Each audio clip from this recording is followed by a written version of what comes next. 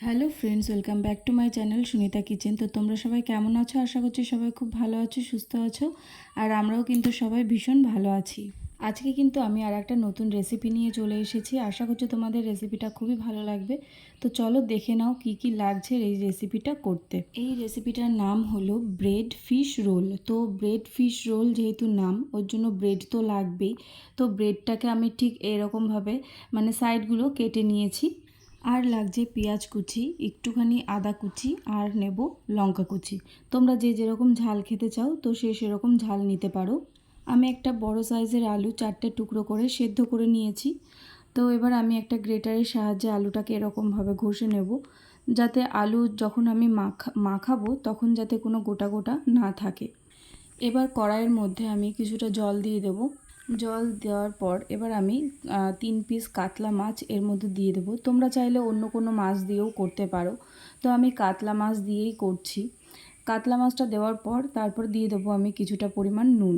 তো নুনটা দেওয়ার পর আমি এটা 5-6 মিনিটের জন্য ঢেকে রাখবো। তো দেখো কাতলা মাছটা কিন্তু পুরোপুরি সিদ্ধ হয়ে গেছে। এবার কাতলা মাছগুলোকে নামিয়ে নিয়ে কাঁটাগুলো সব বেছে নেব। তারপর এবার আমি কড়াইয়ের মধ্যে কিছুটা সর্ষের তেল দিয়ে দেবো। তোমরা চাইলে অন্য তেল দিয়েও করতে পারো।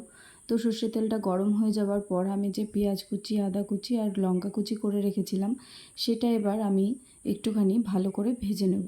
হালকা হালকা ভাজা হয়ে যাওয়ার পর তারপর আমি দিয়ে দেবো স্বাদ মতো নুন। তারপর দেবো 1/2 চামচ মতো জিরে গুঁড়ো। এবার দেবো 1/2 চামচ ধনে গুঁড়ো, পরিমাণ মতো হলুদ। এবার ভালো করে নাড়াচাড়া করে একটু ভেজে নেব।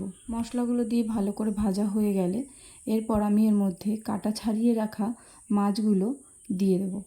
মাছটা দেওয়ার পর তারপরে আবার ভালো করে নাড়িয়ে চাড়িয়ে নেব। মাছটা একটু নাড়াচাড়ার পরে তারপরে সিদ্ধ আলুটাই গ্রেট করে রেখে দিয়েছিলাম, তো সেই আলুটা আমি এবার এর মধ্যে দিয়ে দেবো। দেওয়ার পর আমি আবার ভালো করে নাড়িয়ে নেব।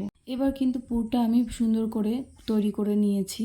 এইবার চাকি বেলনির সাহায্যে আমি পাউরুটিগুলোকে এইভাবে পাতলা করে বেলে নেব। তো যেহেতু অনেকগুলো পাউরুটি, ওর জন্য সব পাউরুটিগুলো আমার বেলে দেখানোটা সম্ভব হয়নি, তাই জন্য আমি তোমাদেরকে একটা পাউরুটি বেলে দেখিয়ে দিলাম।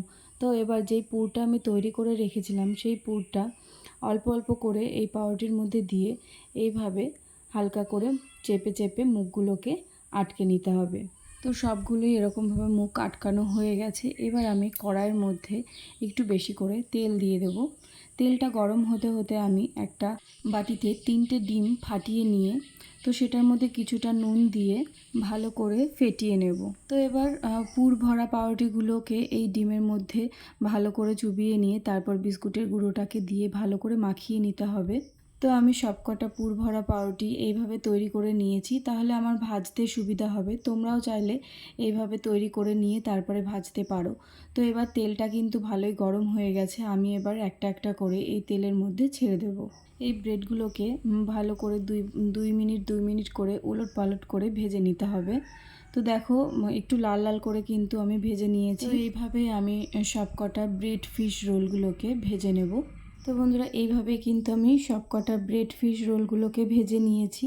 আজকে আমার এই রেসিপিটা তোমাদের কেমন লাগলো অবশ্যই কিন্তু কমেন্ট করে জানিও। আর যারা যারা প্রথম রয়েছে আজকে আমার এই রেসিপিটা দেখছো তারা কিন্তু অবশ্যই আমার চ্যানেলটাকে সাবস্ক্রাইব করে দিও। আর পাশে থাকা বেল আইকনটা অবশ্যই প্রেস করে দিও, যাতে আরও নতুন নতুন ভালো ভালো রেসিপি তোমরা খুব তাড়াতাড়ি পেয়ে যাও। তো আজকের মতন টাটা, খুব ভালো থেকো তোমরা সবাই। আর একটা নতুন রেসিপি নিয়ে তোমাদের সঙ্গে আবার খুব তাড়াতাড়ি দেখা হচ্ছে।